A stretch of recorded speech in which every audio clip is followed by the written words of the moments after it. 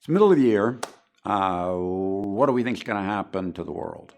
Well, it's a pretty good world, and it's a bull market. So I don't know exactly how much, but that means stocks go up, bonds perform okay, and it's pretty nice. We're pretty close to a Goldilocks world, in a world that most people think is problematic.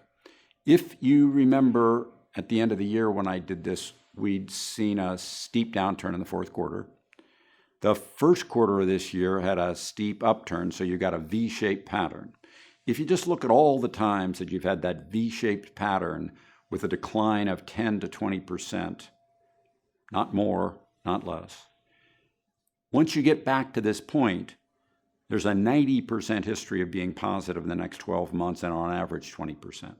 And the reason that's the case is because people hate the loss more than they like the gain, and they feel worse at this point than they felt at this point. A little bit like it was really like this.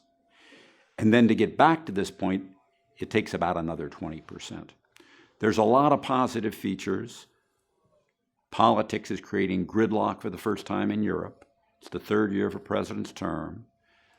The global economy is growing at a moderate rate, not really high, not terribly low. There's very, very little inflation in the world. It's close to a Goldilocks world, but sentiment is very, very low.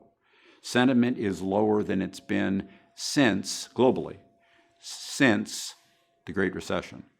Low sentiment plus a pretty good world is a pretty good backdrop for stocks. It's a bull market. Sit back and enjoy it.